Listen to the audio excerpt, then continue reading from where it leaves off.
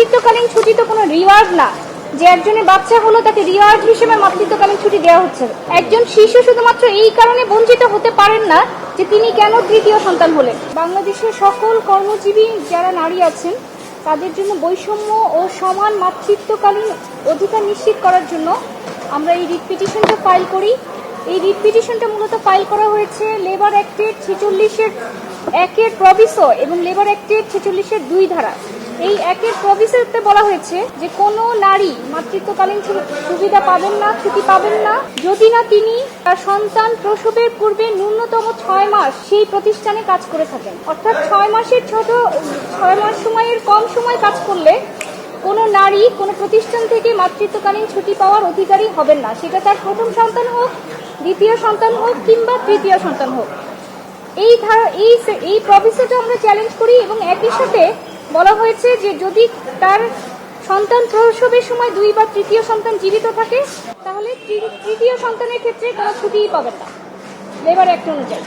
অর্থাৎ প্রথম এবং দ্বিতীয় সন্তানের ক্ষেত্রে ছুটি পাবেন যদি 6 মাস কাজ করে থাকেন। আর 6 মাসের আগে যদি কোনো প্রতিষ্ঠান তাকে বের করে দেয় বা কোনো প্রতিষ্ঠানে যদি কাজ করা 6 মাস না হয় তাহলে তিনি প্রথম এবং দ্বিতীয় সন্তানের ক্ষেত্রেও কোনো ধরনের মাতৃত্বকালীন ছুটি পাবেন না, সেটা আইন বলছে, লেবার অ্যাক্টে 46 ধারায় বলছে। এবং আরও বলছে তৃতীয় সন্তানের সময় তিনি কোনো ছুটিই পাবেন না।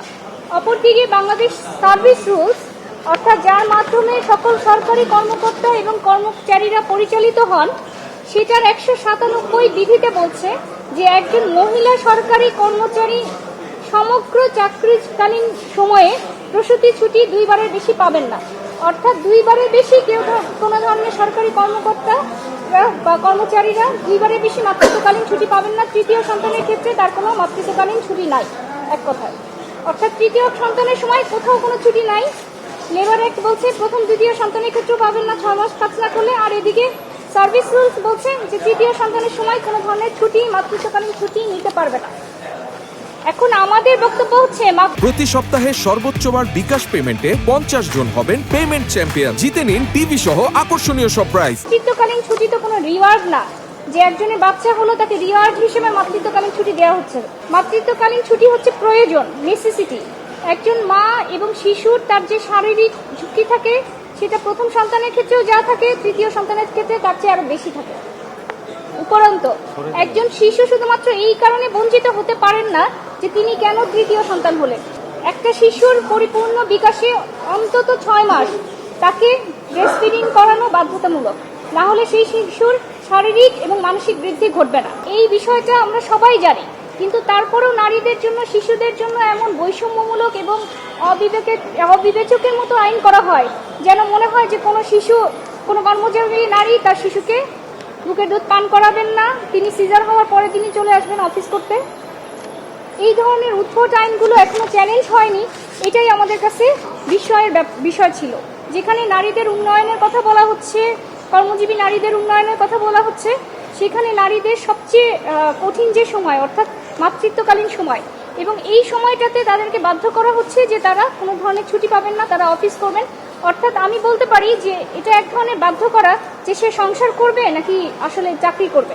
অর্থাৎ তাকে এমনভাবে সীমিত করে দেওয়া আইন দিয়ে যে যেন সে এমন ধরনের বৈষম্যের শিকার হয় যে তাকে যে কোনো একটা বেছে নিতে হয়, অথবা একটা শিশু যেন তার মা থেকে বঞ্চিত হয়।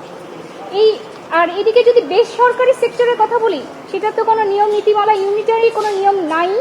অর্থাৎ যে কোনো প্রতিষ্ঠান যে কোনোভাবে বঞ্চিত করার অধিকারটা, রাইটটা তাদের হাতে থেকে যায়, যেটা একজন নারীর জন্য বৈষম্যমূলক।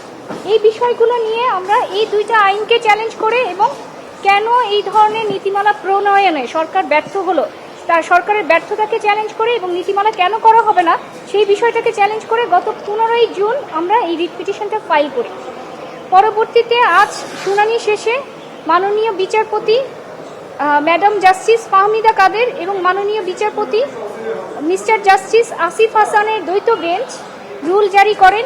রুলের এই মাতৃত্বকালীন সময়ে কেন ছুটি দেওয়া হবে না বা সীমিত রাখা হবে সেই বিষয়টি জানতে হয়েছে।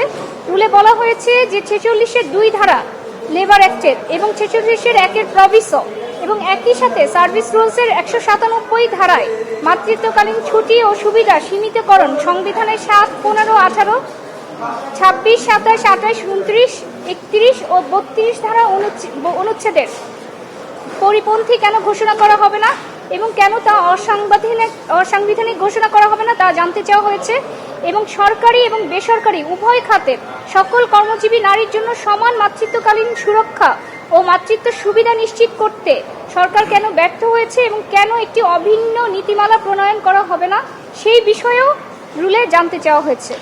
আমাদের রিট আবেদনে আমরা বলেছি যে মাতৃত্বকালীন ছুটি বা সুবিধা এটা জনসংখ্যা নিয়ন্ত্রণের জন্য নয়, বরং নবজাতকের মৌলিক স্বাস্থ্য, মর্যাদা, সমতা এবং সংবিধানের অধিকারের সাথে প্রত্যক্ষভাবে জড়িত।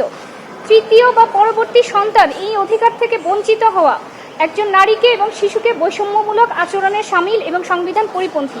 এছাড়া সরকারি ও বেসরকারি প্রতিষ্ঠানে ভিন্ন ভিন্ন নীতিমালা বিদ্যমান থাকায় একজন কর্মজীবী নারীদের মধ্যে বৈষম্যের সৃষ্টি হয়েছে, যা সমতা ও আইনের সমান সুরক্ষার নীতির সাথে অসামঞ্জস্যপূর্ণ।